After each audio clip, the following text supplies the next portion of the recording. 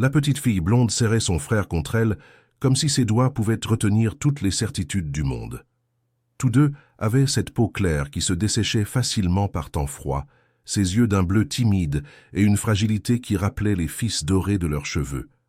La femme devant eux, blonde, impeccable, arborant un sourire qui n'atteignait jamais ses yeux, poussait la porte d'un foyer d'accueil modeste.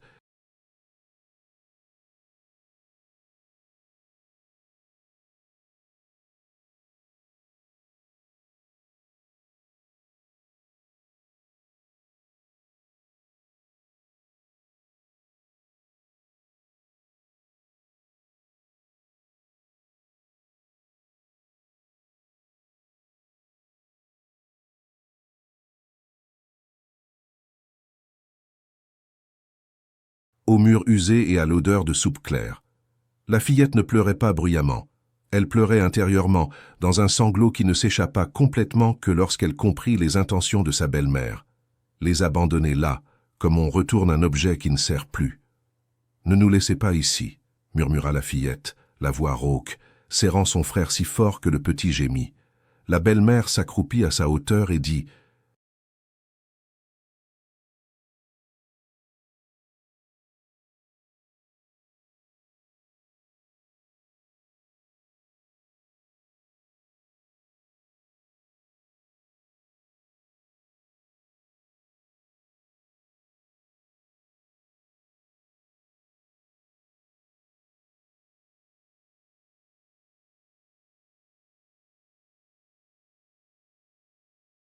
presque dans un murmure doux qui blessait plus qu'un cri, que ce serait mieux pour tout le monde, que la vie est dure et que les enfants doivent apprendre tôt à ne pas déranger.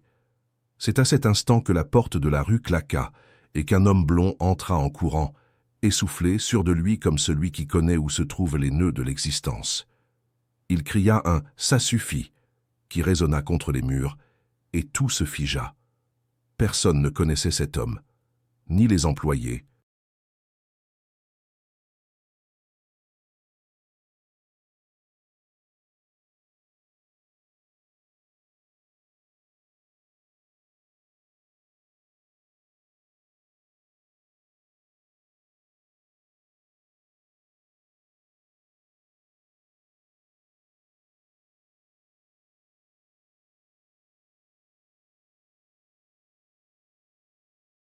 ni les enfants qui se recroquevillèrent sur les bancs de bois. Il porta la main à sa poitrine, cherchant son souffle, et déclara qu'il ne laisserait pas cela se produire. Ces mots venaient nerveux, trébuchants, mais il y avait en eux une décision qui ne dépendait de personne. Ce que nul ne savait, dans cette seconde suspendue, c'est que cet homme avait passé des jours à chercher cette adresse. Il avait découvert par hasard, dans une conversation de couloir,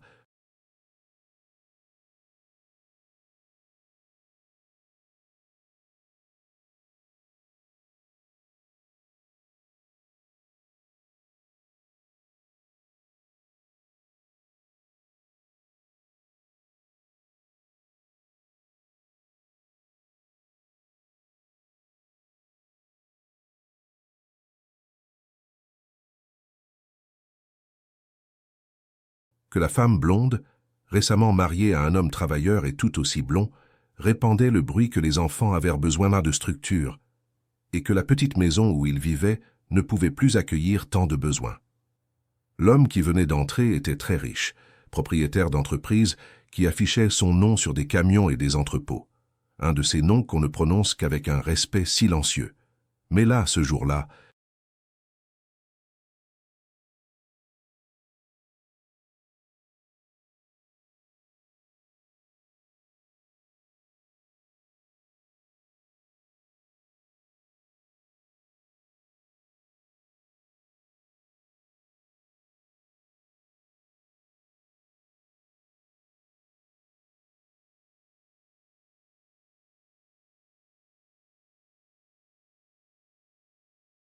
il n'était qu'un homme qui se souvenait d'une perte jamais guérie et d'une promesse qu'il s'était faite. Aucun enfant ne serait abandonné sous ses yeux. La belle-mère, perfectionniste dans sa manière d'ajuster les poignets de son chemisier, dissimula sa surprise avec hauteur. Elle affirma que personne n'avait le droit d'interférer. L'homme respira et se présenta. Il expliqua qu'il connaissait le père des enfants, un homme blond, aux mains calleuses,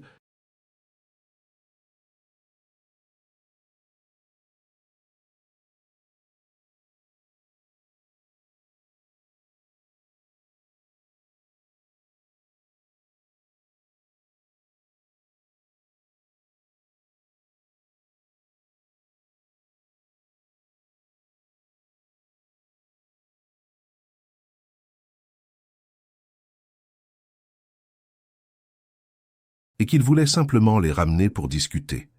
Les employés échangèrent des regards incertains. La belle-mère changea de tactique, se parant de douceur pour expliquer que la fillette avait des habitudes difficiles, que le petit pleurait encore la nuit, et qu'elle, la pauvre, n'avait plus de santé émotionnelle. La fillette, serrant son frère, répétait comme une prière « Ne nous laissez pas ici ». Et ce fut cette phrase, si petite et si entière,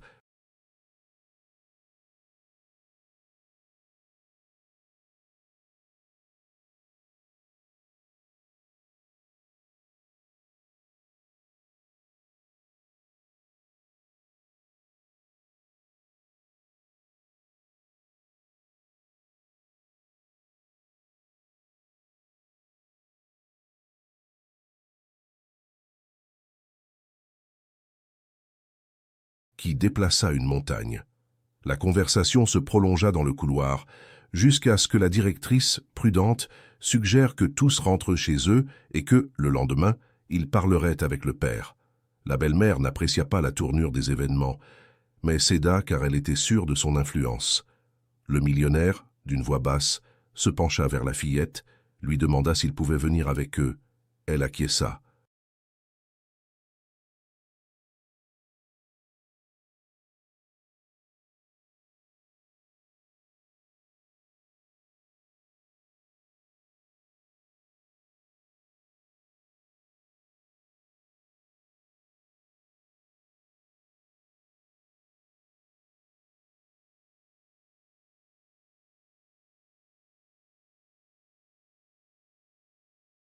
Et le petit garçon accrocha ses doigts au col de l'homme, comme s'il savait que cette présence était un pont. Le retour à la maison fut silencieux. La résidence, sobre et sentant le linge fraîchement lavé, était ornée de photos de la femme qui, N, était plus là. La mère blonde des enfants, rappelée dans chaque cadre par un sourire doux. La belle-mère n'avait jamais permis que les photos soient si visibles, mais ce matin-là, elle avait été négligente.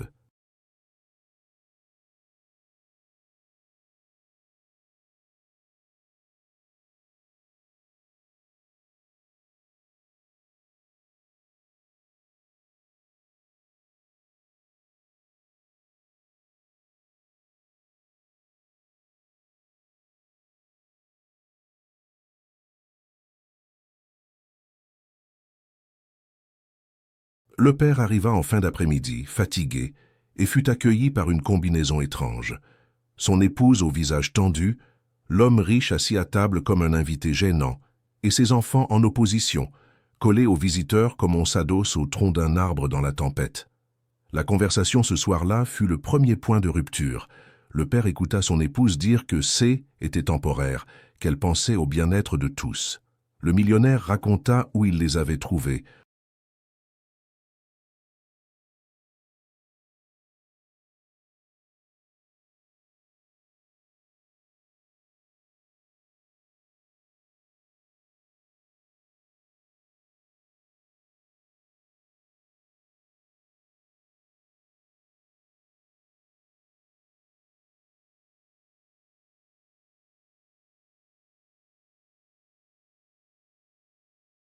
Rapporta la supplique de la fillette, et la réaction du père traversa plusieurs phases. Incrédulité, honte, colère, puis silence. La belle-mère, tentant de reprendre le contrôle, accusa la fillette d'exagérer. Le millionnaire demanda à entendre la fillette elle-même.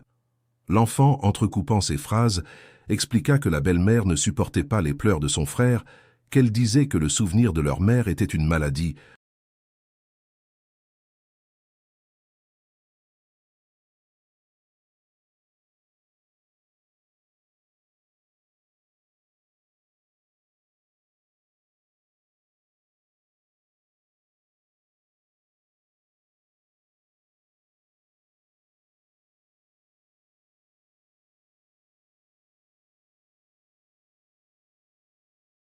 qu'elle voulait retirer le portrait du salon, changer les noms de famille, couper les liens.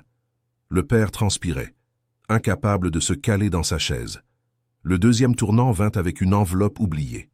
La fillette chercha au fond de son armoire une vieille lettre, pliée avec l'attention minutieuse de celle qui tente de préserver un secret.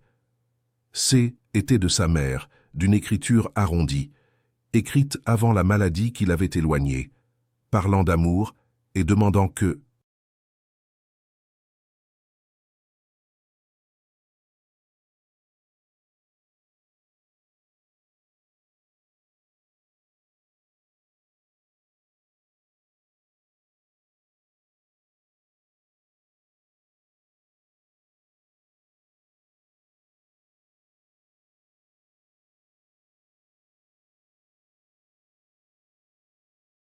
Si un jour les enfants se perdaient, ils se souviennent que la famille n'est pas la perfection d'une maison, mais la vérité d'une étreinte. Il y avait, joint, une copie d'un formulaire scolaire autorisant la fillette à participer à une activité spéciale.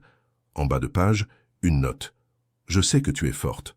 Ne laisse personne effacer qui tu es. » La belle-mère se moqua, disant que les souvenirs aggravaient les difficultés.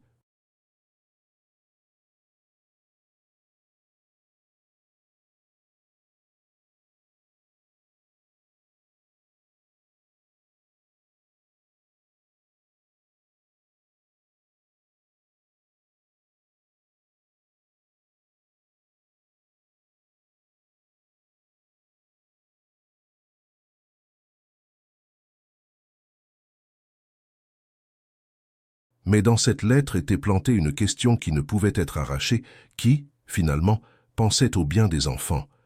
Le millionnaire révéla alors ce qui faisait de lui une partie de cette histoire.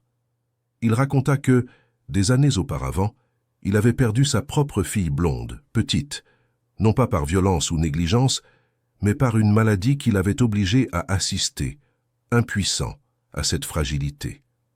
Depuis lors,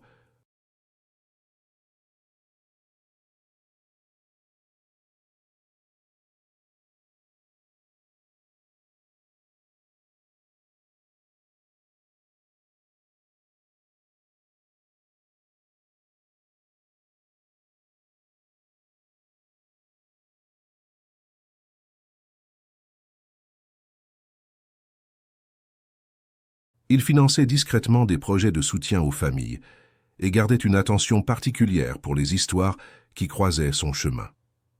Il avait entendu parler du père des enfants par un chauffeur, impressionné par un homme qui faisait des heures supplémentaires pour payer un cours de musique à la fillette, arguant que la mère avait toujours rêvé de la voir jouer. Avec ses défenses détruites,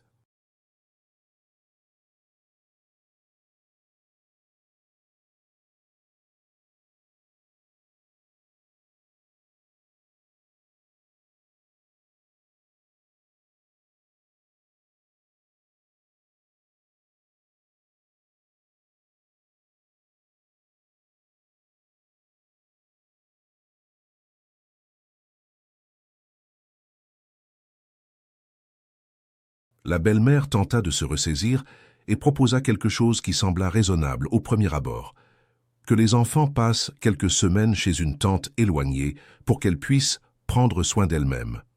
Ce déplacement serait le troisième événement décisif, car la fillette comprit que si elle partait, il serait plus facile de perdre le peu qui restait de son identité.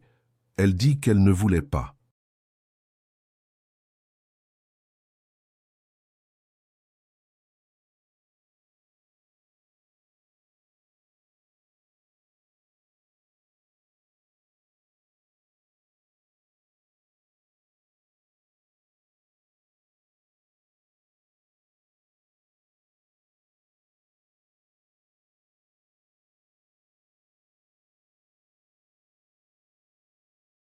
Qu'elle avait appris une chanson avec sa mère et que cette chanson habitait cette maison, cette cour avec l'arbre tordu où elle répétait avec le vent. Le père hésita, épuisé de tenir des côtés opposés. Le millionnaire, attentif, suggéra une aide professionnelle, une assistante sociale indépendante, quelqu'un qui examinerait le cas sans les affects confus qui en mêlaient tout. La visite de l'assistante sociale marqua le 4e changement de cap. Femme expérimentée,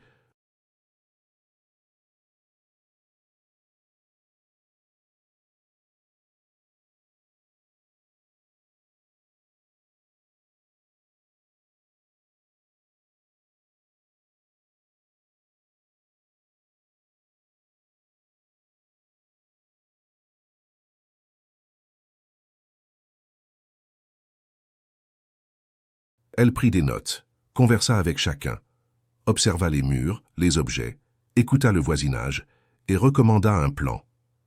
Maintien des enfants avec le père, suivi psychologique pour tous, y compris pour la belle-mère, et un accord clair sur les limites. La belle-mère signa, mais ses yeux trahissaient la promesse secrète de contourner l'arrangement, et elle essaya. Elle présenta à elle, école, une autorisation pour changer le nom de famille de la fillette.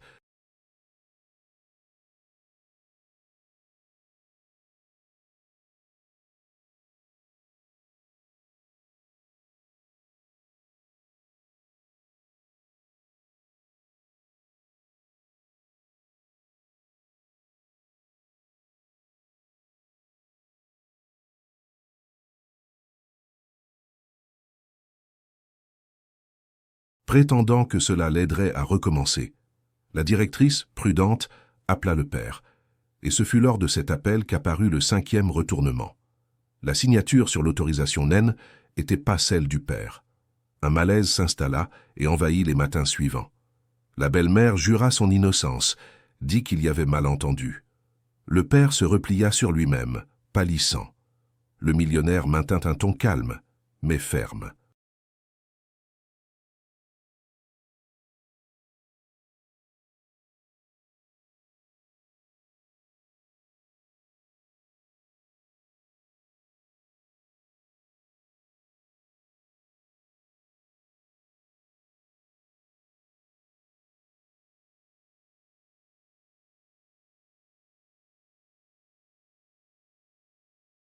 Il suggéra de vérifier le message que la femme affirmait avoir reçu du père, l'autorisant à changer le nom. Elle dit l'avoir effacé. Cependant, dans le relevé de l'opérateur, le numéro ne figurait pas. Ce détail, presque bureaucratique, fonctionna comme un phare. La confiance, déjà fragile, se fissura définitivement. Le père demanda un temps de pause, alla dormir sur le canapé du salon, et les enfants, avec culpabilité et soulagement, dormirent à nouveau complètement.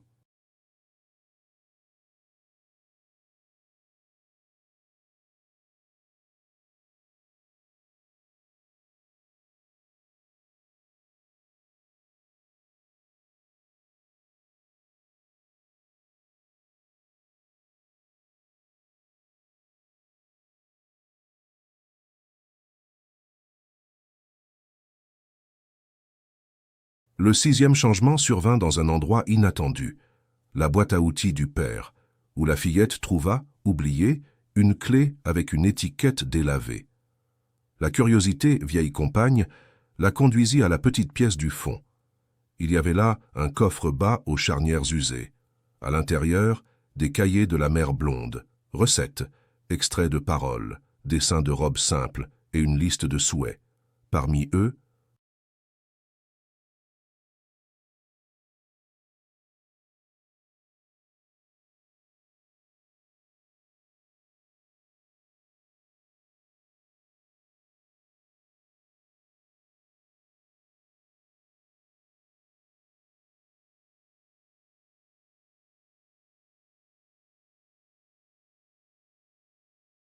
le désir de transformer la petite véranda en un espace d'études et de musique. La fillette montra tout au père, et tous deux, liés par un fil ancien, commencèrent à aménager l'espace. Poncèrent, peindre, écouter le bruit de leur propre effort rendit au père quelque chose qui était absent, le geste de faire. La belle-mère, voyant la maison se réorganiser sans son commandement, vacilla. Le 7e événement vint à la fois doux et amer. Le premier récital de la fillette,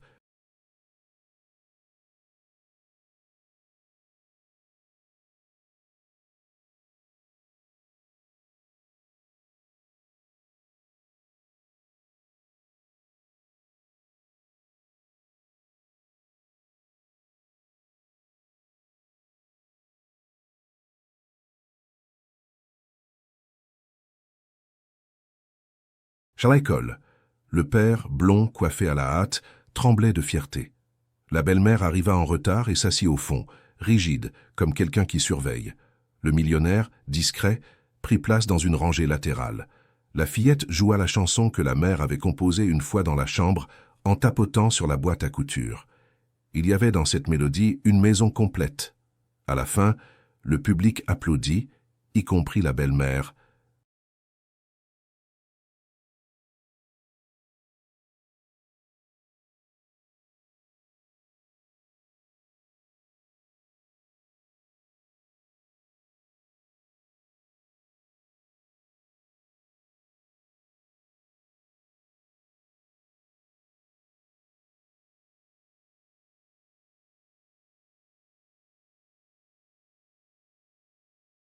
Dans un geste presque automatique.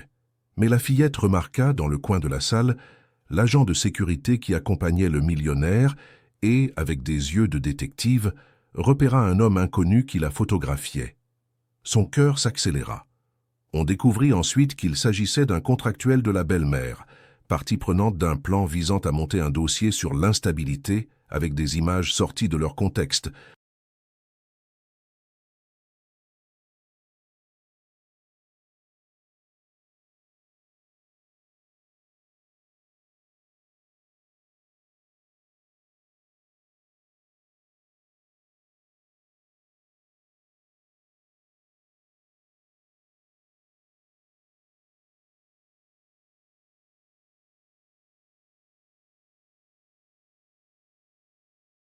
Tentant de prouver que la fillette vivrait exposée en raison de sa relation avec le millionnaire.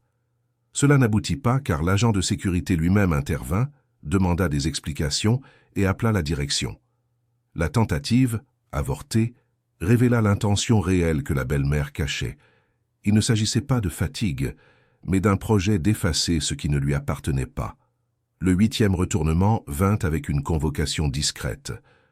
L'assistante sociale,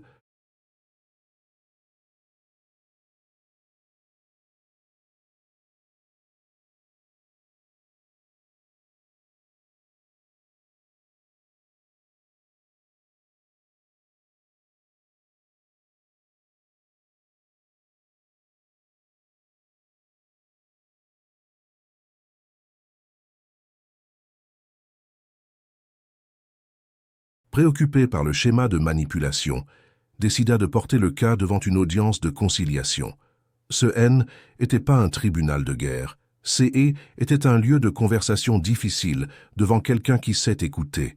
La belle-mère entra comme quelqu'un qui monte sur scène, impeccable et blonde, mais sa voix faillit lorsqu'elle entendit son propre enregistrement dans lequel elle disait, sans savoir qu'elle était enregistrée,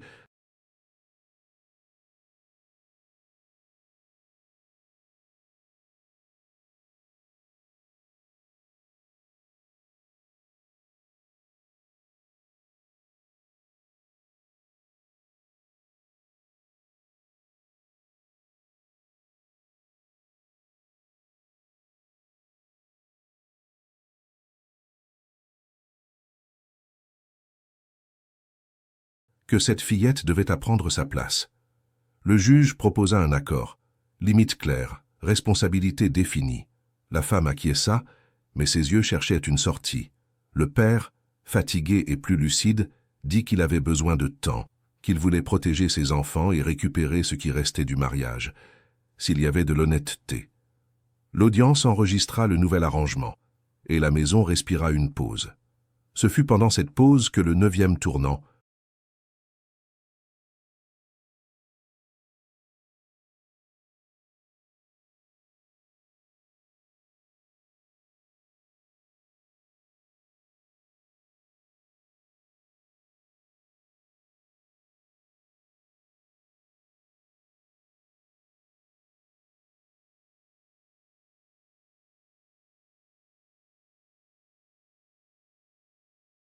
subtil, se produisit.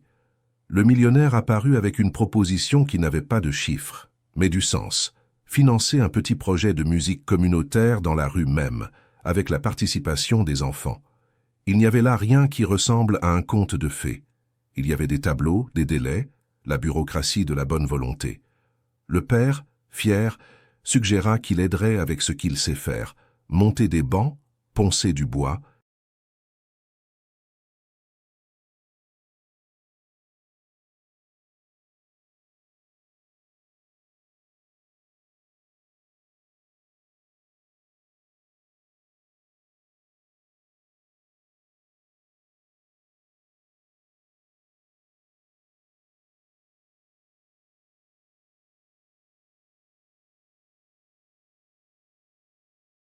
Enseigner à clouer sans se blesser les doigts. L'espace fut prêt. La fillette jouait et enseignait les notes de base à son frère, et le voisinage, curieux, commença à fréquenter les lieux. La belle-mère, percevant qu'elle avait perdu le commandement, tenta une autre stratégie. S'offrir pour coordonner les activités, sous prétexte qu'elle connaissait le langage du monde. Lorsque le conseil du projet répondit que tous étaient égaux là-bas,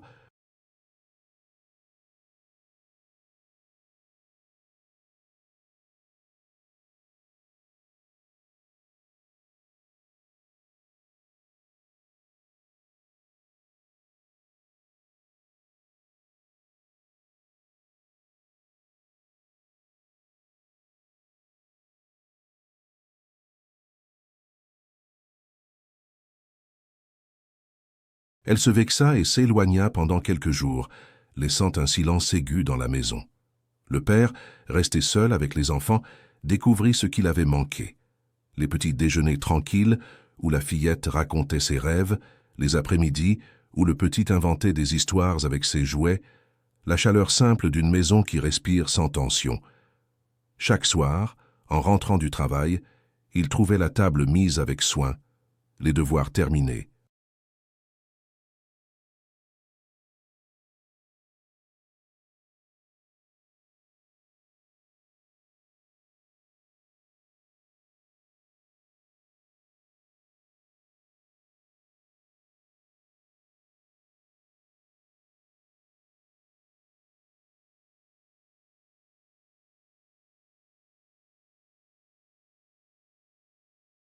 Et cette organisation naturelle que les enfants avaient créée pour survivre, il réalisa, le cœur serré, combien ils avaient dû grandir vite, trop vite. La fillette, pendant ce temps, s'accrochait à la routine comme à une bouée. Elle se levait tôt, préparait le petit déjeuner, réveillait son frère avec douceur, vérifiait qu'il avait bien brossé ses dents et attaché ses lacets. À l'école, elle excellait en mathématiques et en français.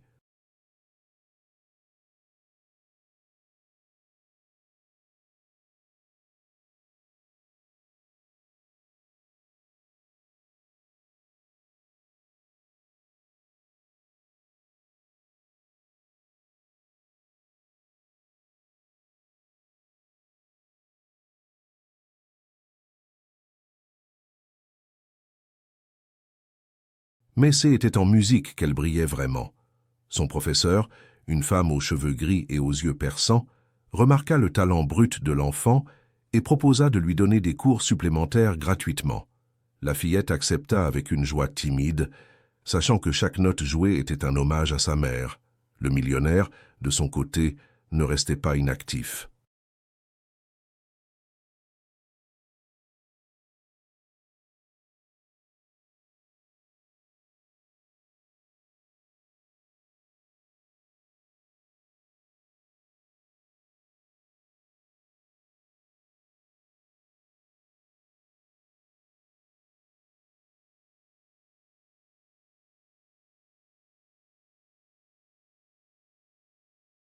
Il utilisait ses contacts pour s'assurer que le projet de musique communautaire avait tout le matériel nécessaire. Des instruments arrivaient dans des caisses discrètes, des partitions étaient distribuées, et peu à peu, la petite véranda se transformait en véritable salle de classe.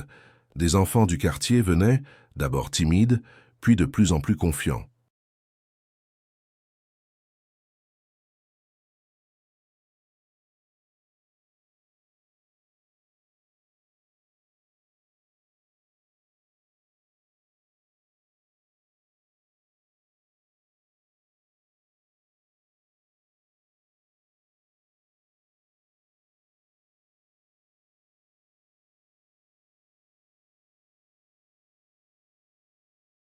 Certains n'avaient jamais touché un instrument, d'autres avaient des talents cachés qui explosaient dès qu'on leur en donnait l'occasion. La fillette, malgré son jeune âge, devenait une petite professeure, expliquant les bases avec patience, corrigeant les positions des doigts, encourageant les progrès. Mais la tranquillité était fragile, et tout le monde le sentait. La belle-mère n'avait pas vraiment disparu. Elle appelait parfois, laissait des messages ambigus.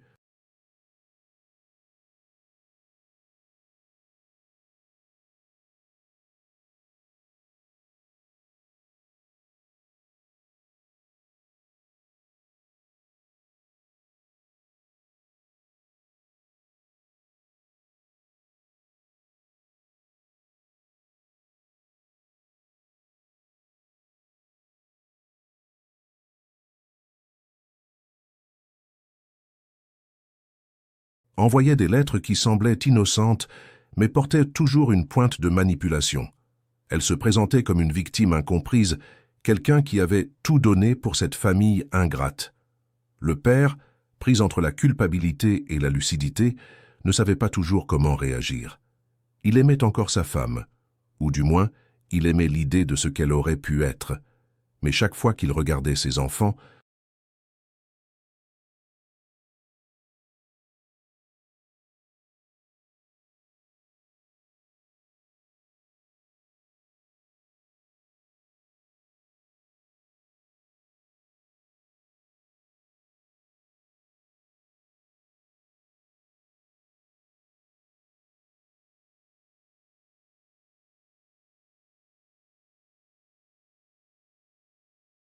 il voyait la peur dans leurs yeux lorsque le téléphone sonnait, et cela lui brisait le cœur. Un soir, alors que la pluie tambourinait contre les vitres, la fillette demanda à son père s'ils seraient toujours ensemble. La question, si simple et si lourde, le prit au dépourvu. Il s'assit à côté d'elle, prit sa petite main dans la sienne et lui promit que, quoi qu'il arrive, il ne les abandonnerait jamais. Il lui parla de sa mère, de cette femme douce et forte à la fois,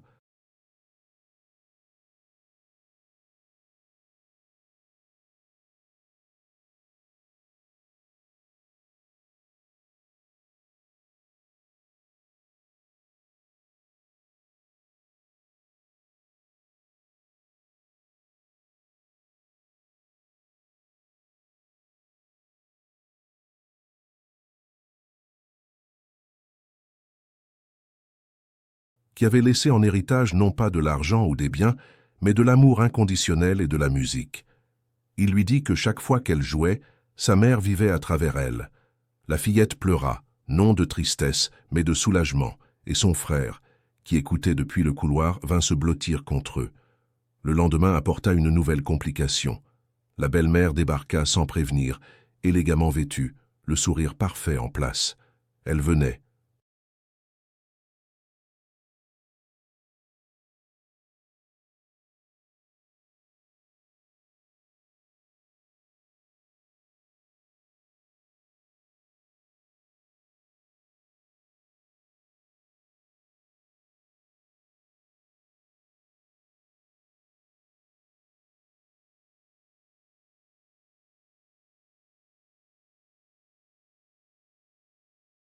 Dit-elle, chercher quelques affaires personnelles. Mais son regard parcourait la maison avec une intensité calculatrice, notant chaque changement, chaque photo remise en place, chaque signe que la vie continuait sans elle. Elle fit des commentaires acides sur la décoration, critiqua la manière dont les enfants étaient habillés, suggéra que le père ne gérait pas correctement les finances. Puis, avec une fausse tendresse, elle proposa de reprendre sa place.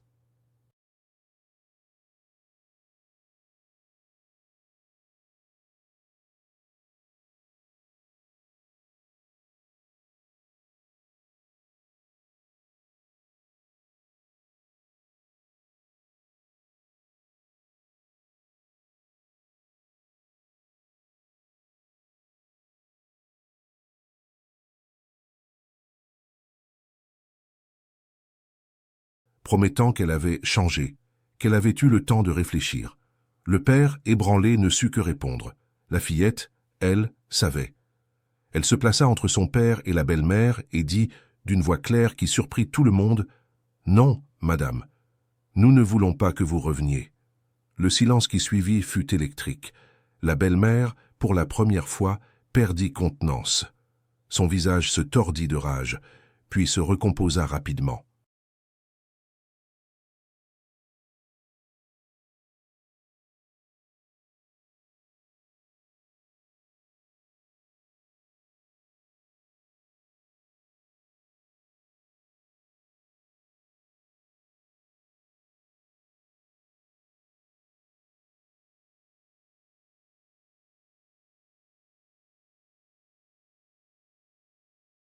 Elle se tourna vers le père, attendant qu'il la défende, qu'il gronde la fillette pour son insolence. Mais le père, regardant sa fille avec une fierté mêlée de douleur, resta silencieux. Était un silence qui parlait plus fort que tous les mots. La belle-mère partit en claquant la porte, mais tous savaient que cela n'était pas terminé. Elle reviendrait d'une manière ou d'une autre. Le millionnaire, informé de l'incident par un voisin vigilant,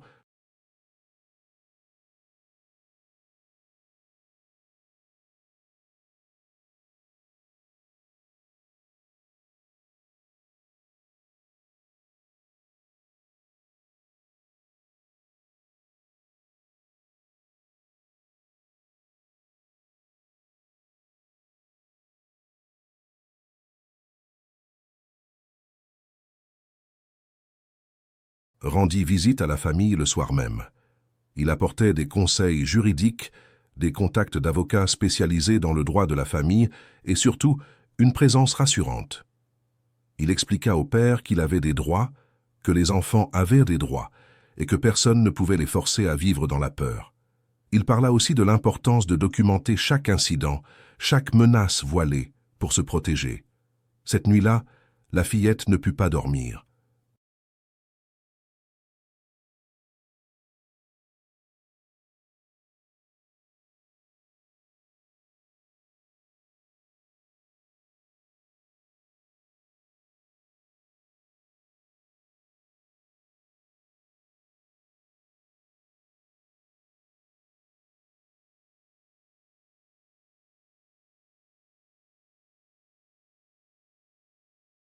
Elle pensait à tout ce qui s'était passé, à tout ce qui pourrait encore arriver.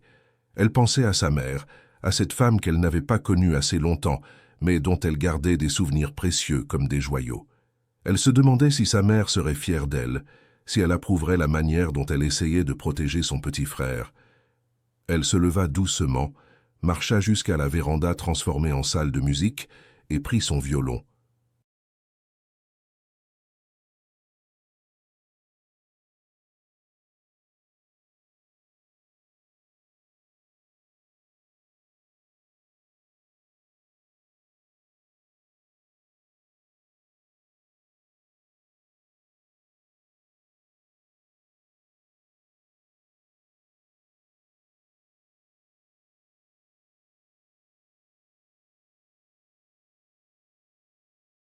Dans le silence de la nuit, elle joua la chanson de sa mère, laissant les notes S échapper par la fenêtre ouverte, emportées par le vent.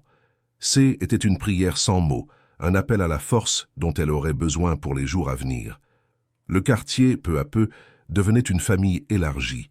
Les voisins, témoins silencieux de la situation, offraient de leur aide de 1000 petites façons. Un repas apporté quand le père travaillait tard,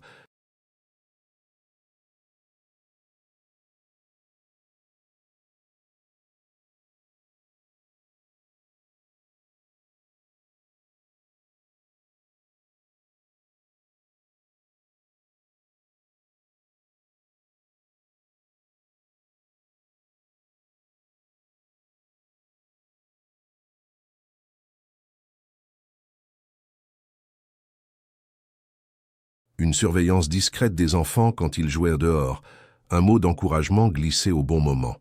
Madame Rousseau, la boulangère au coin de la rue, gardait toujours une viennoiserie de côté pour les enfants. Monsieur Dupont, le cordonnier, avait offert de réparer gratuitement les chaussures usées. Ces gestes simples tissaient un filet de sécurité autour de la famille fragile.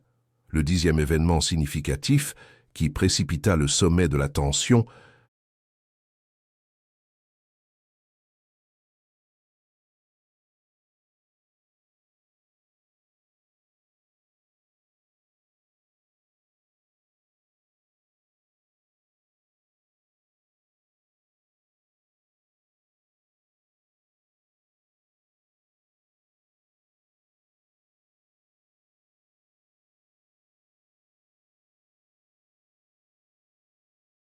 Revint un matin venteux.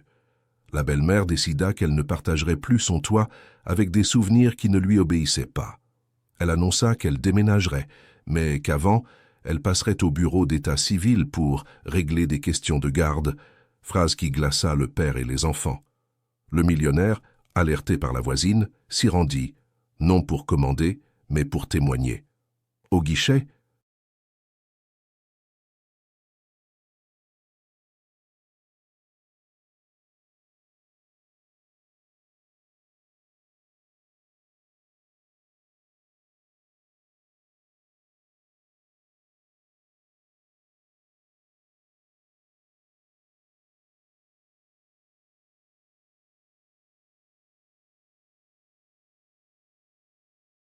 l'intention était claire. La belle-mère voulait enregistrer un accord qui, en pratique, lui donnerait la décision finale sur les changements de école et de résidence.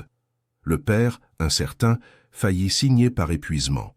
Ce fut quand le millionnaire demanda que l'employé explique, dans tous les détails, les conséquences. La lecture sereine du texte alluma dans les yeux du père l'image des photos de la mère dans le salon, des lettres et de la chanson sur la véranda.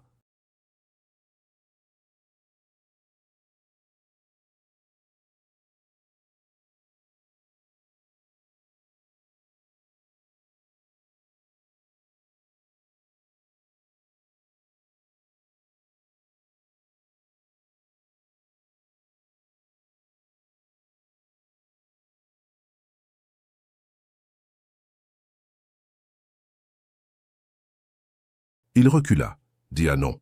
La belle-mère claqua la langue, indignée. L'employé maintint sa posture et mit fin au service. En sortant, la femme lança une phrase tranchante, accusant tous de conspirer contre elle. Personne ne répondit. Le chemin jusqu'à la maison fut un fil de fer. La fillette pensait aux risques et aux gains, à tout ce qu'elle pouvait encore perdre. Le foyer, elle école, la musique, son frère dans ses bras, le père, sentant le poids de l'omission,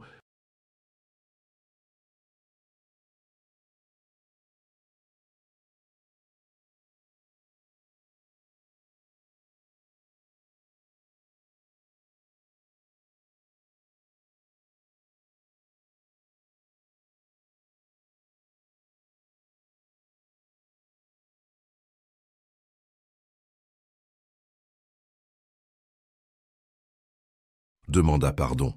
Il dit qu'il avait eu peur de perdre aussi la dernière chance d'un mariage apaisé, mais qu'il ne sacrifierait pas ses enfants. La belle-mère fit ses valises cet après-midi même, mais ce qui suivit dépassa toutes les attentes. 3 jours après son départ, une lettre arriva envoyée par un cabinet d'avocats. La belle-mère réclamait non seulement une pension alimentaire substantielle, mais aussi la garde partagée des enfants.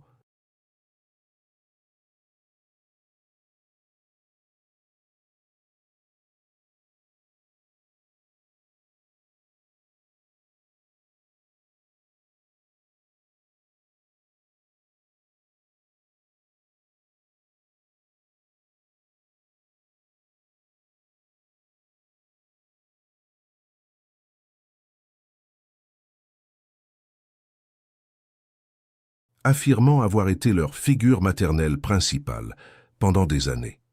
Le document était rempli de mensonges soigneusement construits. Elle prétendait avoir financé les cours de musique, avoir été celle qui s'occupait des enfants quand le père travaillait, avoir créé un environnement stable que le père, dans sa négligence, avait détruit en permettant l'intervention d'un étranger riche dans leur vie familiale. Le père s'effondra en lisant la lettre.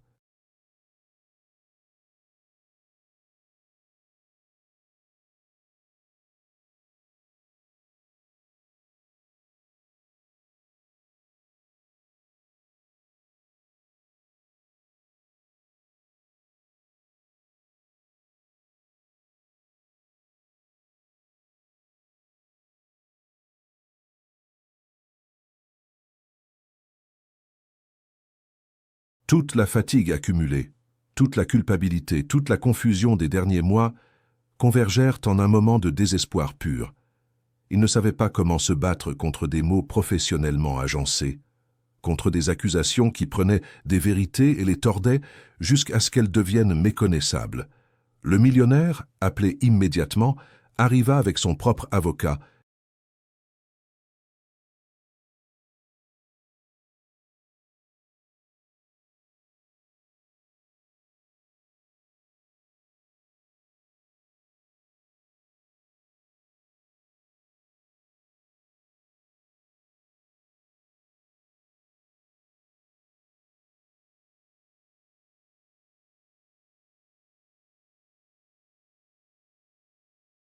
Une femme aux cheveux noirs et au regard acéré qui avait l'habitude de démanteler des mensonges. L'avocate, maître Dubois, examina le document avec une précision chirurgicale. Elle posa des questions pointues, demanda des preuves, des dates, des témoignages. Et c'est là que commença le travail de reconstruction de la vérité. La fillette, avec une maturité qui dépassait son âge, raconta tout. Les moments où la belle-mère refusait de préparer leur repas.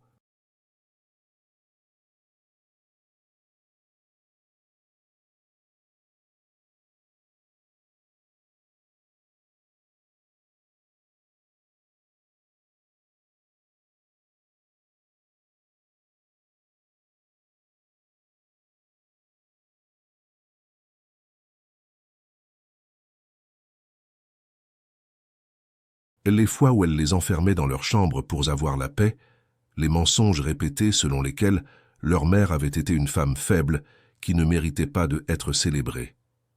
Le petit frère, d'abord timide, confirma chaque détail, ajoutant ses propres souvenirs de nuits passées à pleurer sans consolation. Les voisins furent interrogés. Madame Rousseau témoigna qu'elle n'avait jamais vu la belle-mère accompagner les enfants à l'école ou venir les chercher.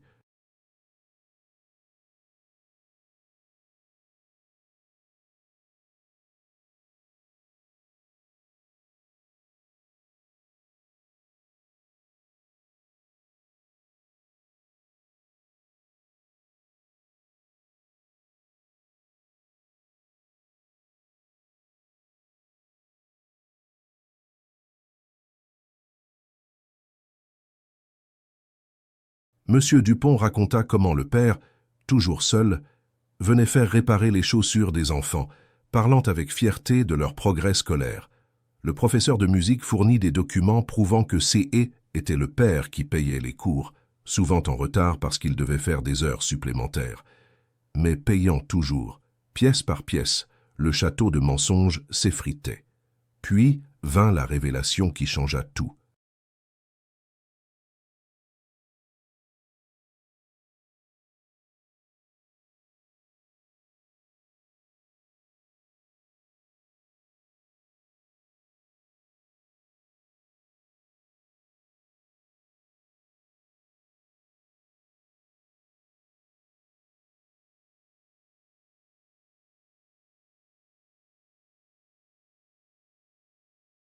En fouillant dans les affaires que la belle-mère avait laissées derrière elle, la fillette trouva un journal intime. Elle hésita à l'ouvrir, sachant que C.E. était une intrusion. Mais quelque chose dans son instinct lui dit qu'il y avait là des réponses importantes. Et elle avait raison. Le journal révélait que la belle-mère avait planifié depuis le début d'éloigner les enfants. Les pages, datées avec précision, décrivaient une stratégie méthodique. D'abord,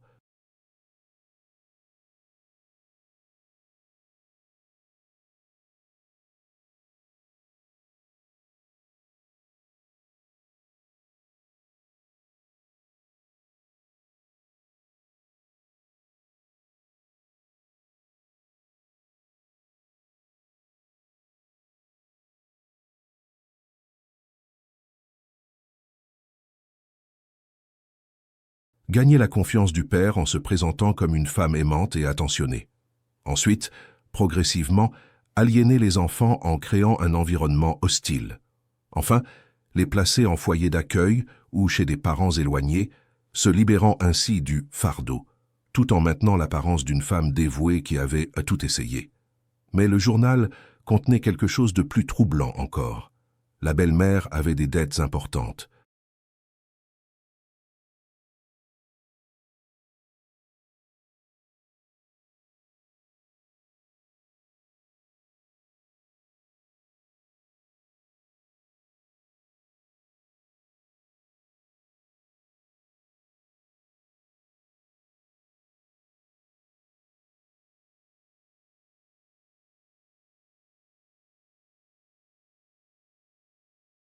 contractée avant son mariage.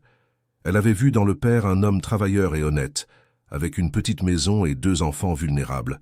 Son plan était simple et cynique: épouser le père, obtenir l'accès aux comptes bancaires, se débarrasser des enfants pour réduire les dépenses, puis éventuellement divorcer en réclamant une pension. Le millionnaire n'entrait pas dans ses calculs initiaux, sa présence avait bouleversé toute sa stratégie.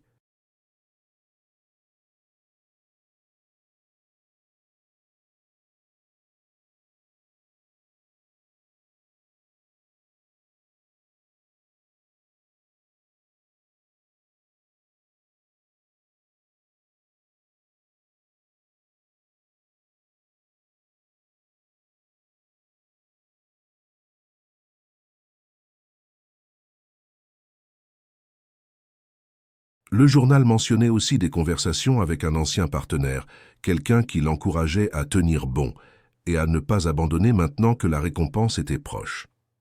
Maître Dubois photographia chaque page du journal. C était une preuve accablante, incontestable. La belle-mère avait documenté sa propre duplicité avec une précision qui la condamnait. L'avocate expliqua que ce journal, combiné aux témoignages des voisins,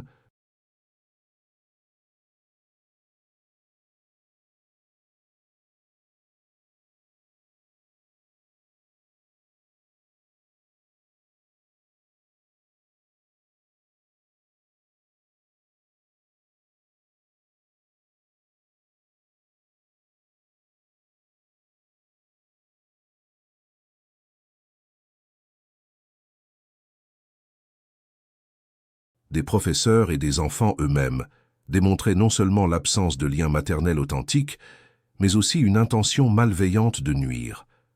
La demande de garde partagée n'avait aucune chance d'aboutir. En fait, C.E. était la belle-mère qui risquait maintenant de faire face à des accusations de manipulation et de tentatives de fraude. L'audience fut fixée 3 semaines plus tard. Ces semaines furent les plus longues de la vie de la fillette. Chaque jour,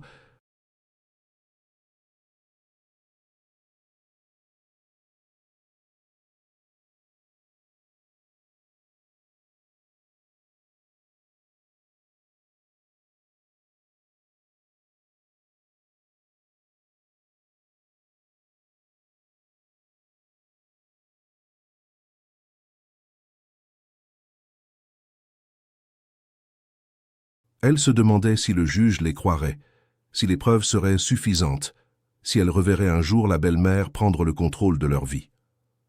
Elle jouait du violon jusqu'à ce que ses doigts lui fassent mal, cherchant dans la musique un refuge contre l'anxiété qui la rongeait.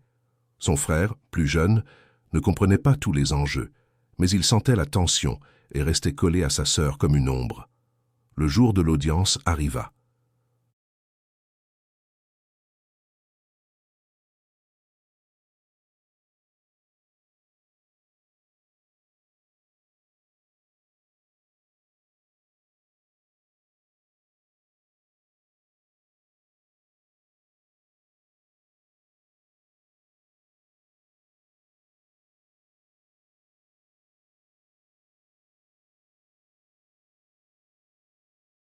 La salle du tribunal était intimidante, avec ses murs gris et son atmosphère solennelle. La belle-mère entra, toujours impeccable, toujours blonde, avec un air de victime incomprise qui aurait pu tromper n'importe qui. Mais Maître Dubois était préparé. Elle présenta les preuves méthodiquement. Le journal intime, les témoignages enregistrés, les documents financiers montrant que la belle-mère n'avait jamais contribué aux dépenses des enfants.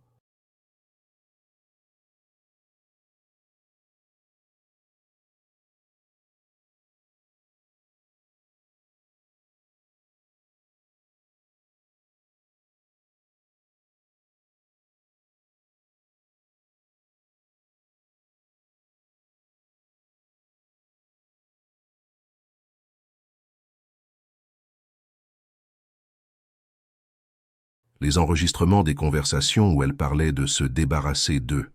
Chaque pièce du puzzle s'assemblait pour former un portrait dévastateur. La belle-mère tenta de se défendre, affirmant que le journal était une fiction, un exercice d'écriture thérapeutique recommandé par un psychologue imaginaire. Mais quand l'avocate produisit les relevés téléphoniques montrant des appels répétés à son partenaire, mentionné dans le journal, et quand ce dernier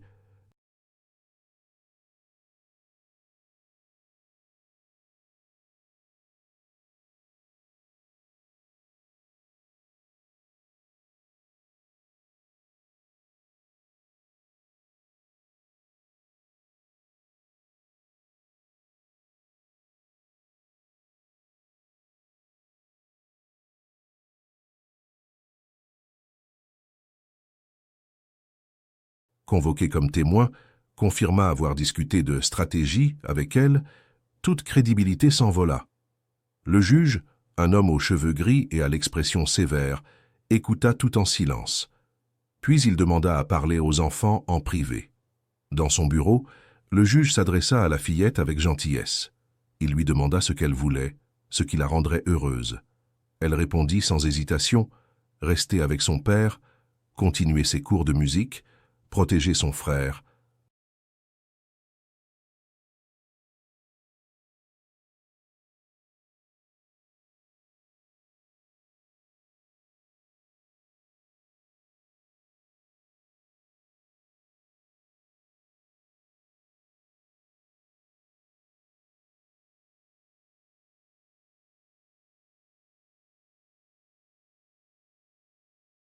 Honorer la mémoire de sa mère. Elle ne voulait pas de vengeance contre la belle-mère. Elle voulait simplement la paix, la sécurité, le droit d'être une enfant. Le juge hocha la tête, visiblement touché par la sagesse de cette petite fille qui avait dû grandir trop vite. La décision fut rendue le jour même. Le juge rejeta toutes les demandes de la belle-mère. Non seulement elle n'obtiendrait pas la garde partagée,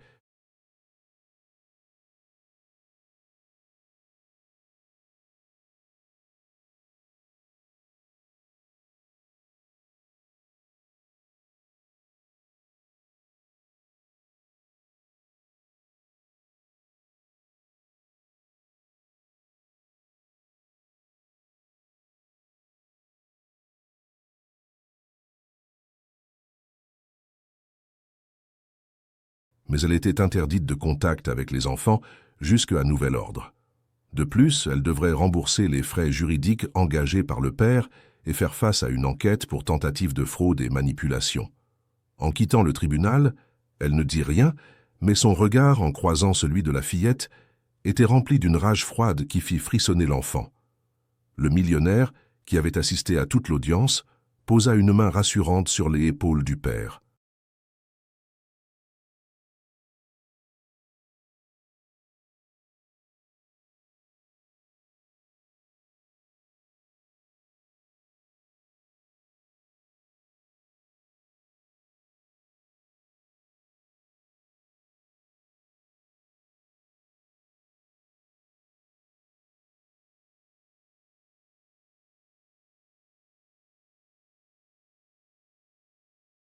Il lui dit que C était terminé, que la famille pouvait enfin respirer. Mais la fillette, plus mature qu'on ne le pensait, savait que la rage dans les yeux de la belle-mère signifiait que le danger N était peut-être pas complètement écarté. Elle garda cette inquiétude pour elle, ne voulant pas gâcher le soulagement visible sur le visage de son père. La maison trouva un rythme nouveau après l'audience. Le père, soulagé d'un poids immense,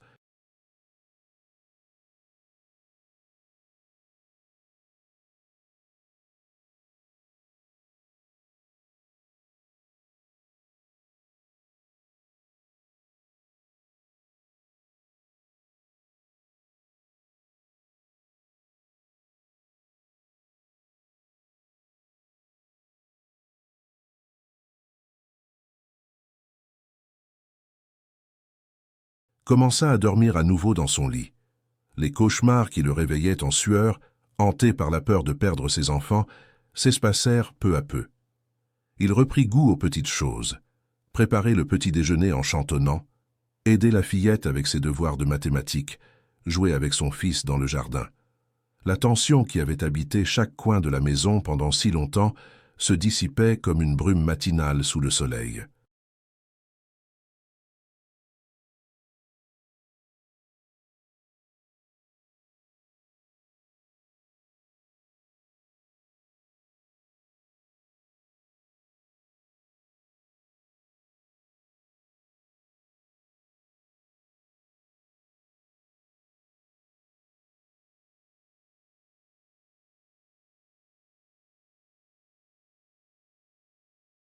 Le projet de musique communautaire prospérait. De plus en plus d'enfants du quartier venaient apprendre, certains avec des talents surprenants, d'autres simplement pour la joie de faire partie de quelque chose de beau. La fillette, maintenant reconnue comme la petite professeure de la rue, enseignait avec une patience qui émerveillait les adultes. Elle avait hérité non seulement du talent musical de sa mère,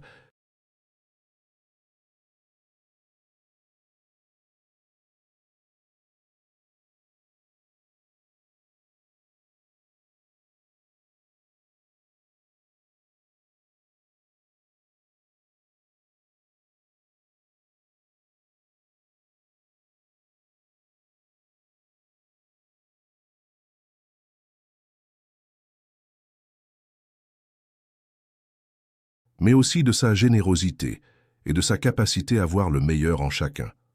Le petit frère, qui avait d'abord été timide et craintif, s'ouvrait comme une fleur au printemps. Il riait plus facilement, jouait avec les autres enfants et montrait un don naturel pour le piano que personne n'avait anticipé. Le millionnaire, fidèle à sa promesse, continuait de soutenir le projet sans jamais en faire une démonstration de pouvoir. Il venait parfois observer les cours.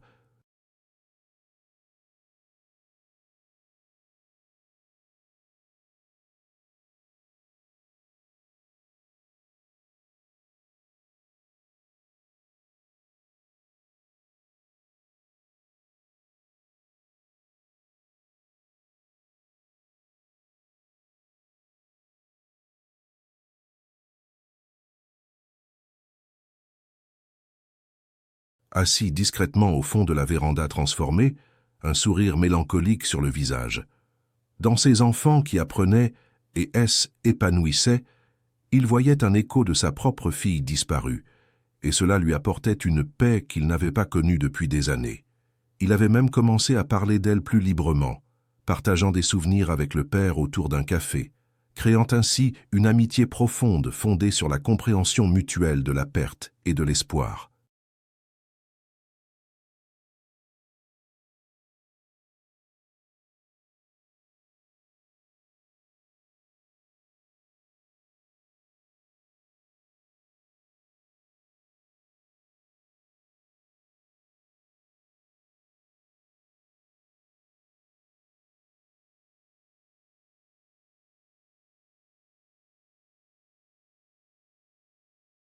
Mais comme la fillette l'avait pressenti, la tranquillité ne serait pas absolue. 2 mois après l'audience, des incidents étranges commencèrent à se produire. D'abord, ce fut une lettre anonyme envoyée à l'école, suggérant que le père était un parent négligent et que les enfants vivaient dans des conditions précaires. La directrice, qui connaissait bien la famille, ignora la lettre et informa le père, qui la transmit immédiatement à Maître Dubois. Ensuite,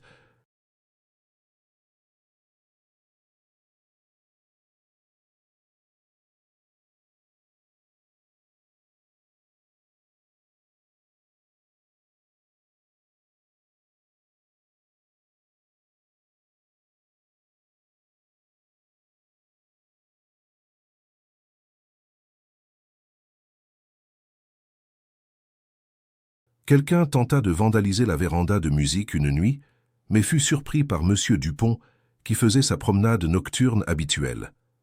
L'inconnu s'enfuit avant d'être identifié, mais laissa derrière lui un parfum familier, celui que la belle-mère avait l'habitude de porter. L'inquiétude revint s'installer dans le cœur de la fillette. Elle recommença à vérifier les portes avant de se coucher, à sursauter au moindre bruit inhabituel. Le millionnaire,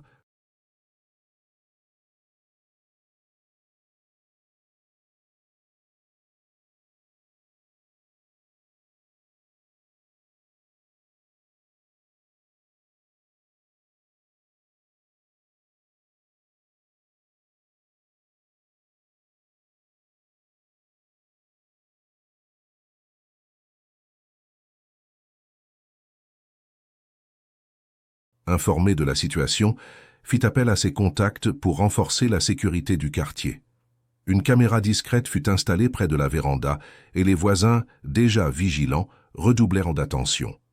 Maître Dubois entama une procédure pour faire respecter l'interdiction de contact et un avertissement formel fut envoyé à la belle-mère, lui rappelant les conséquences légales de tout harcèlement. Pendant ce temps,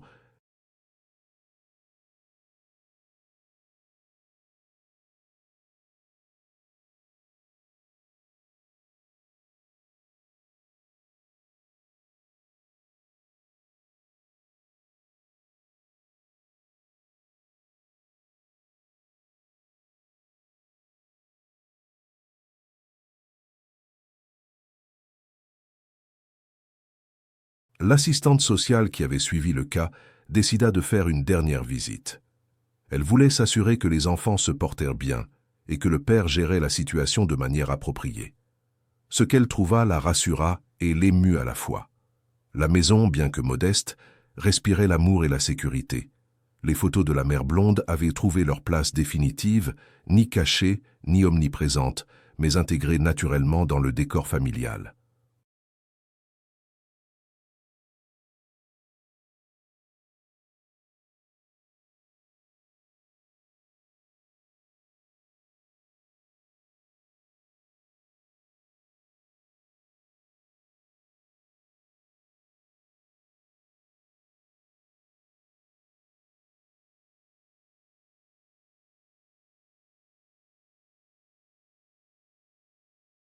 Les enfants étaient épanouis, bien nourris, bien habillés, et surtout, heureux. Le père, bien qu'encore marqué par les épreuves, avait retrouvé sa force et sa détermination. L'assistante sociale rédigea un rapport élogieux, fermant officiellement le dossier avec une note finale. Famille résiliente et aimante, aucune intervention supplémentaire nécessaire. Ce rapport fut un tournant psychologique pour toute la famille.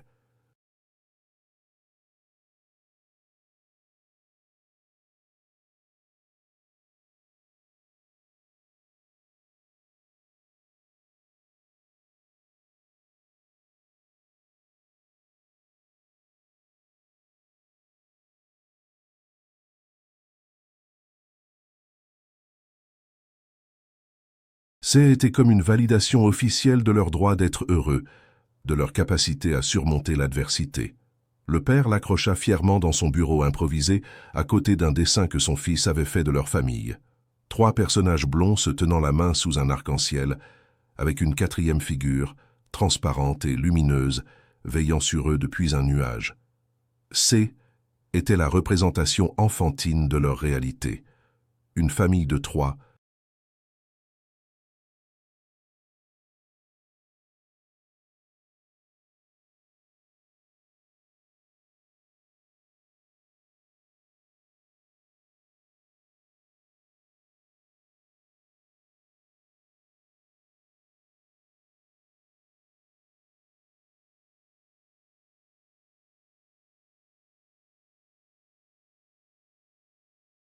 gardés par le souvenir aimant d'une 4e.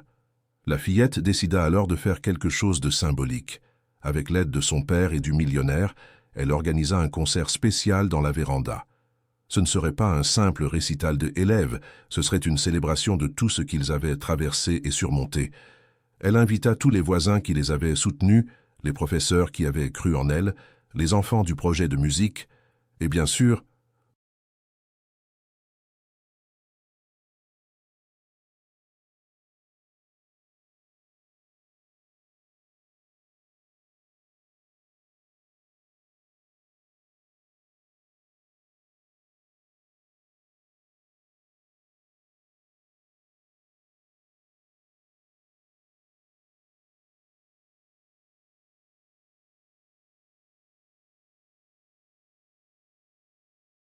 Maître Dubois et l'assistante sociale. Le programme était simple mais chargé de sens. Elle jouerait la chanson de sa mère, suivie de pièces que les autres enfants avaient apprises, et pour finir, une création collective qu'ils avaient tous composée ensemble. Le soir du concert, la véranda et la rue devant la maison étaient pleines. Des chaises avaient été disposées en demi-cercle, des guirlandes lumineuses décorèrent l'espace, et une atmosphère de fête tranquille régnait.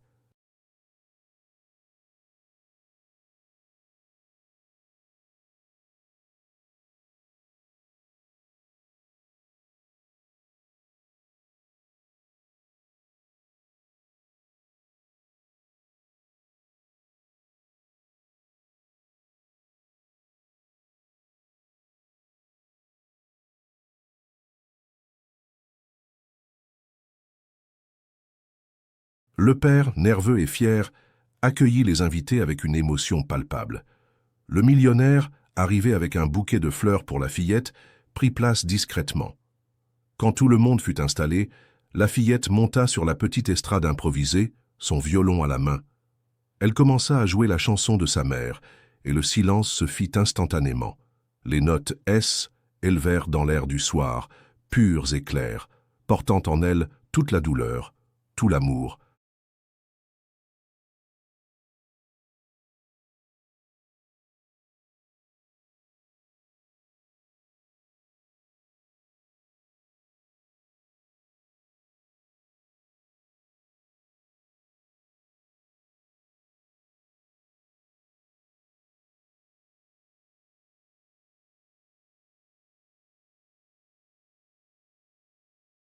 Tout l'espoir d'une famille qui avait failli se briser, mais qui avait tenu bon.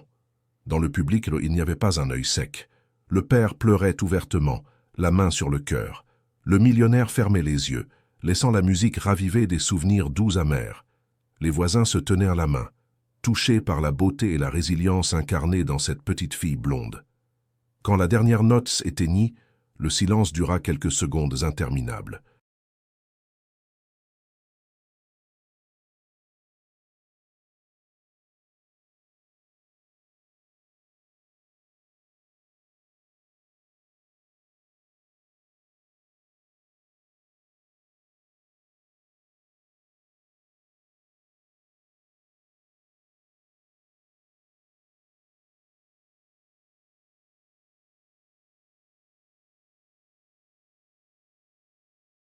Puis les applaudissements éclatèrent comme un orage d'été. La fillette salua timidement, les joues rouges d'émotion, et invita les autres enfants à la rejoindre. Un par un, ils vinrent jouer leurs pièces, certains hésitants, d'autres confiants, tous concentrés et heureux.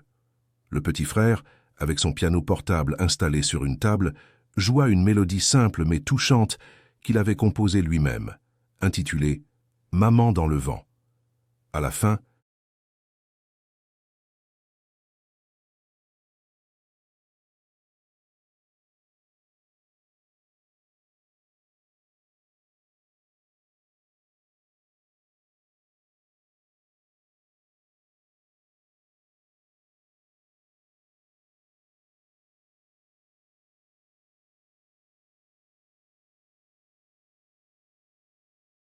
lorsque tous les enfants se réunirent pour jouer la création collective, quelque chose de magique se produisit. Ce N était plus seulement de la musique. C était l'histoire d'une communauté qui, S, était rassemblée pour protéger ce qui était précieux. Après le concert, alors que les invités dégustaient des gâteaux préparés par Madame Rousseau et buvaient du jus de fruits, une voiture inconnue se gara au bout de la rue. Tout le monde se figea.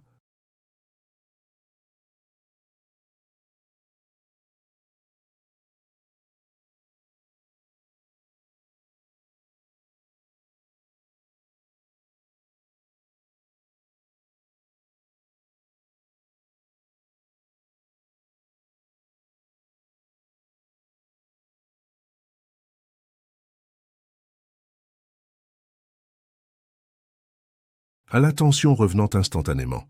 Mais ce N n'était pas la belle-mère qui en descendit. C était une femme des âges moyens, aux cheveux châtains, avec un sourire doux et des yeux qui ressemblaient étrangement à ceux de la mère blonde des enfants. Elle s'avança vers le père, qui la regardait comme s'il voyait un fantôme. « Vous devez être le mari de ma sœur, » dit-elle doucement. « Je suis désolée d'arriver sans prévenir. Je m'appelle Claire. »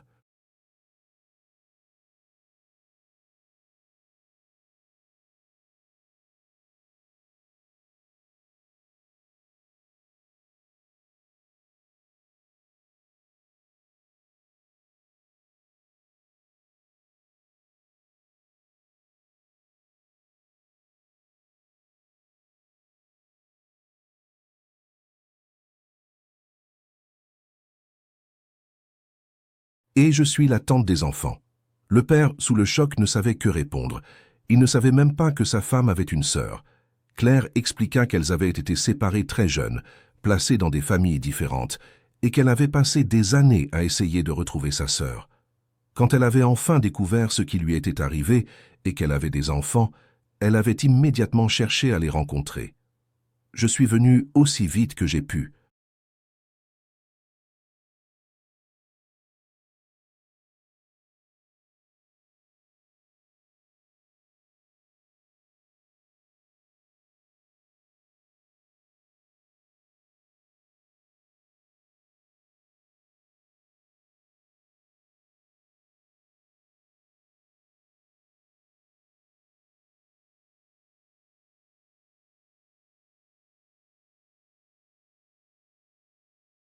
Je ne veux pas m'imposer, mais je voulais voir les enfants de ma sœur, si vous me le permettez. La fillette s'approcha prudemment, scrutant le visage de cette femme inconnue. Et là, elle le vit, le même sourire que dans les photos de sa mère, la même inclinaison de la tête quand elle écoutait, la même douceur dans le regard. Les larmes montèrent aux yeux de l'enfant. « Vous êtes vraiment la sœur de maman ?» demanda-t-elle d'une voix tremblante. Claire hocha la tête.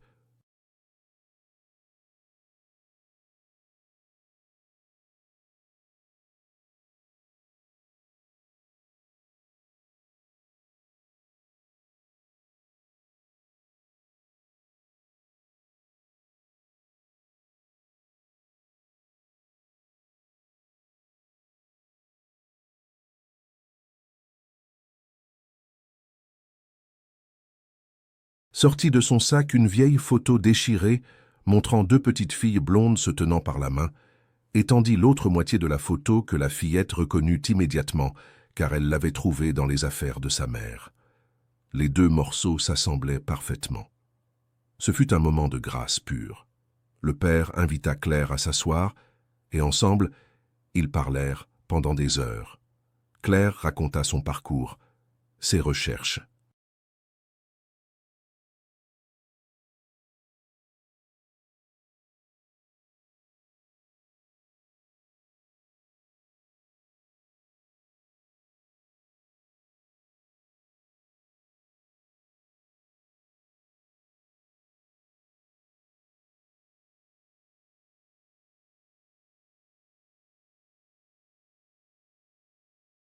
Sa joie et sa tristesse d'apprendre qu'elle avait retrouvé sa sœur trop tard pour la revoir, mais à temps pour connaître ses enfants.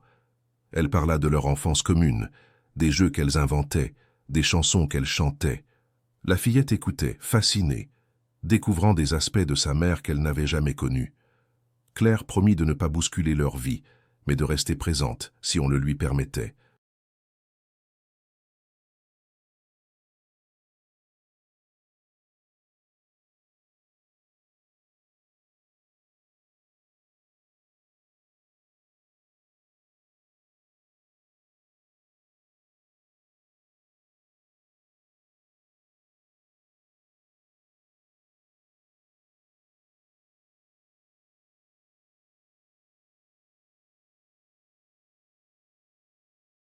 Telle être une tante aimante qui honorerait la mémoire de sa sœur en chérissant ses enfants.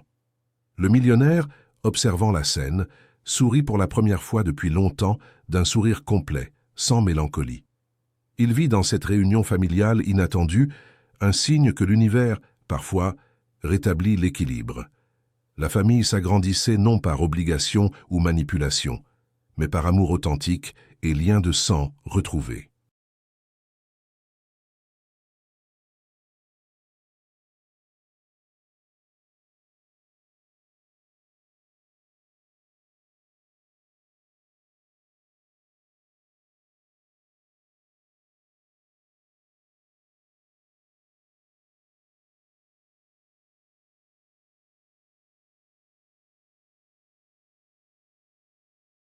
Il s'approcha du père et lui dit « Vous voyez, tout finit par trouver sa place. Les épreuves révèlent qui nous sommes vraiment et qui méritent de rester dans nos vies. » Les semaines suivantes apportèrent une stabilité nouvelle. Claire devint une présence régulière dans la vie des enfants, les emmenant parfois au parc, partageant des histoires sur leur mère, comblant des vides qu'ils ne savaient même pas avoir.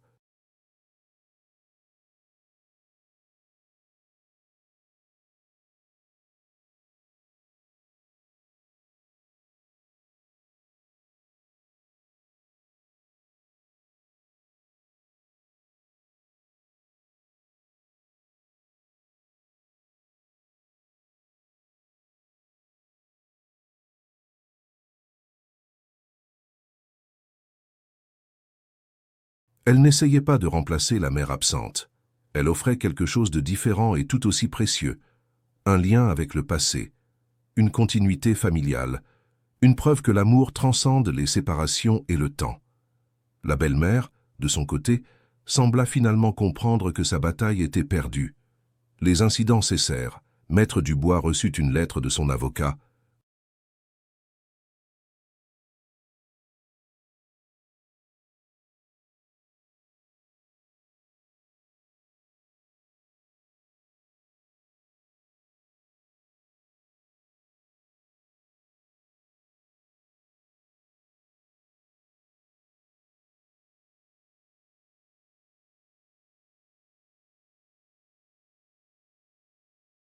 Indiquant qu'elle retirait toutes ses réclamations et qu'elle s'engageait à respecter l'interdiction de contact. Elle n'exprimait toujours pas de remords, mais au moins, elle acceptait la défaite. Le père ne ressentit ni triomphe ni amertume, juste du soulagement.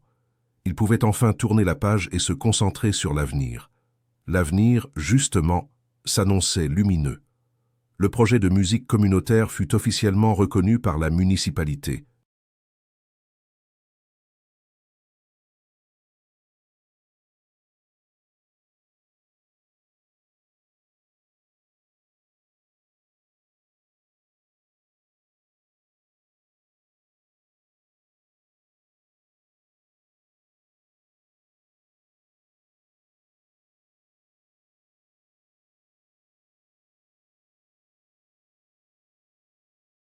Qui offrit un petit financement supplémentaire. La véranda de la chanson devint un lieu de référence dans le quartier, un espace où les enfants de toutes origines venaient apprendre, partager, créer. La fillette, maintenant âgée de 11 ans, continuait d'enseigner avec passion, rêvant déjà du jour où elle pourrait devenir professeure de musique professionnelle. Son frère, épanoui et confiant, parlait de « être compositeur ».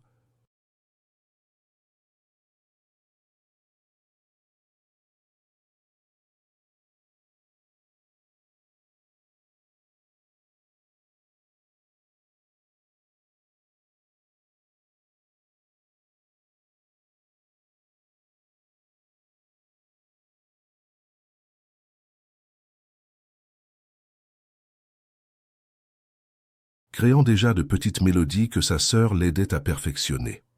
Le père, observant ses enfants un soir d'été, alors qu'ils jouaient dans le jardin sous le regard bienveillant de Claire, réalisa que le bonheur N n'était pas l'absence de difficultés, mais la capacité de les surmonter ensemble.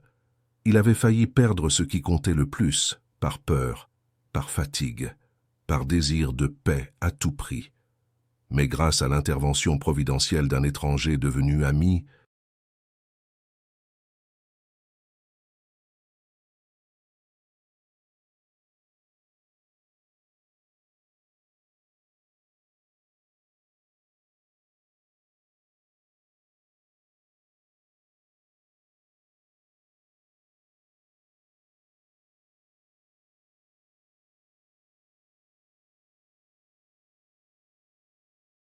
grâce au courage de sa fille, grâce au soutien d'une communauté, grâce à l'arrivée inattendue d'une tante aimante, sa famille avait non seulement survécu, mais prospéré.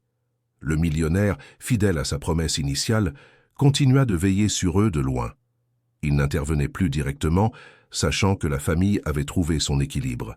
Mais il était toujours là, une présence rassurante en arrière-plan, prêt à aider si nécessaire. Pour lui,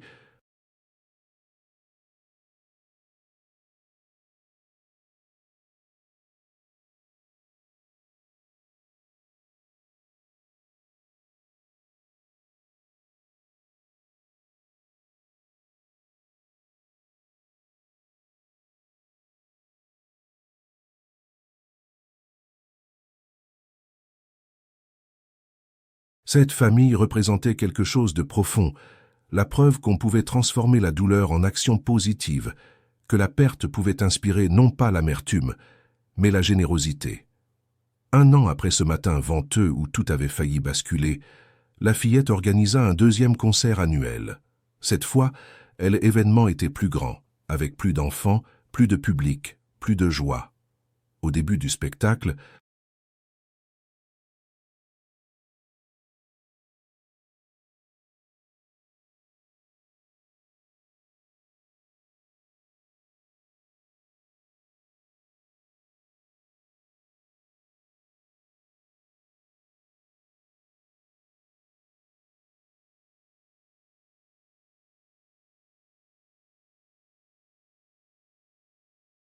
Elle prit la parole pour remercier tous ceux qui avaient rendu cela possible. Son père, pour avoir finalement choisi l'amour sur la peur. Le millionnaire, pour avoir été là au bon moment, avec le bon cri. Maître Dubois, pour avoir combattu pour la justice. L'assistante sociale, pour avoir vu la vérité. Les voisins, pour avoir formé un filet de sécurité invisible mais essentiel et clair.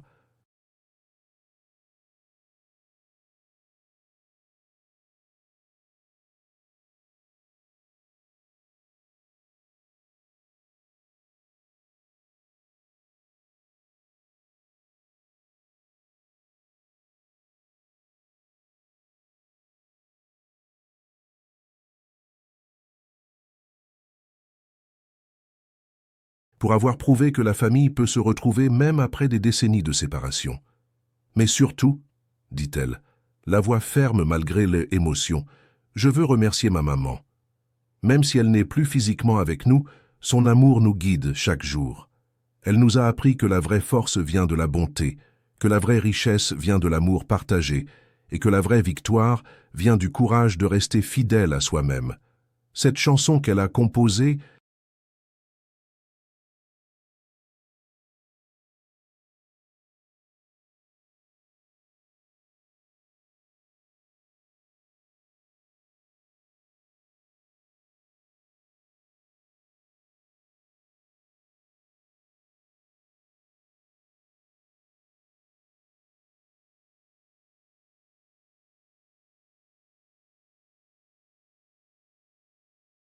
je la jouerai toujours, parce qu'elle nous rappelle qui nous sommes et d'où nous venons. Elle joua alors, une dernière fois ce soir-là, la chanson de sa mère. Et tandis que les notes S élevaient dans la nuit étoilée, portées par le vent doux de l'été, chacun dans le public sentit quelque chose de spécial. L'espoir. L'espoir que malgré les tempêtes, malgré les trahisons, malgré les pertes, l'amour véritable trouve toujours son chemin.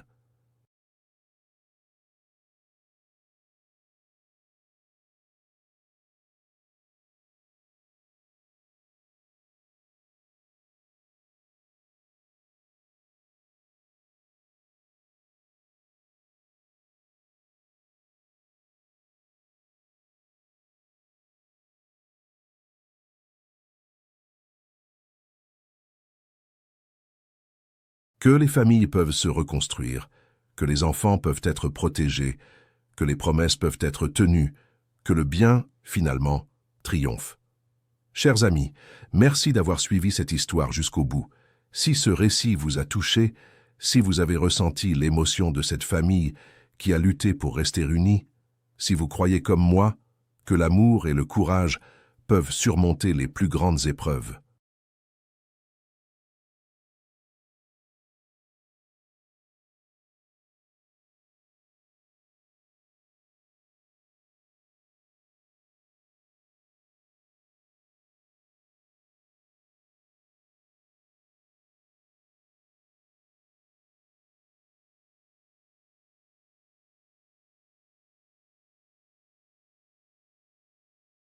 alors n'hésitez pas à vous abonner à cette chaîne pour ne manquer aucune de nos prochaines histoires captivantes. Laissez un like si vous avez aimé suivre le parcours de cette fillette courageuse, de son père dévoué et de tous ceux qui se sont battus pour protéger l'innocence et la vérité. Votre soutien nous encourage à continuer de partager des histoires qui touchent le cœur et inspirent l'âme.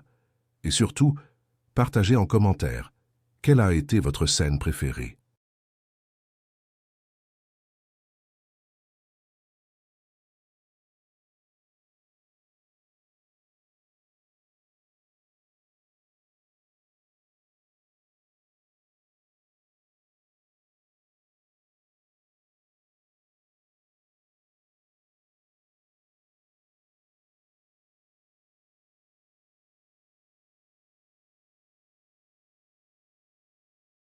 Quel personnage vous a le plus marqué? Avez-vous déjà vécu ou connu une situation où l'intervention d'un étranger bienveillant a changé le cours d'une vie? Vos témoignages enrichissent notre communauté et créent des liens précieux entre nous tous. Activez la cloche de notification pour être averti dès qu'une nouvelle histoire paraît. Ensemble, continuons de célébrer la résilience, l'amour familial et la force de l'esprit humain.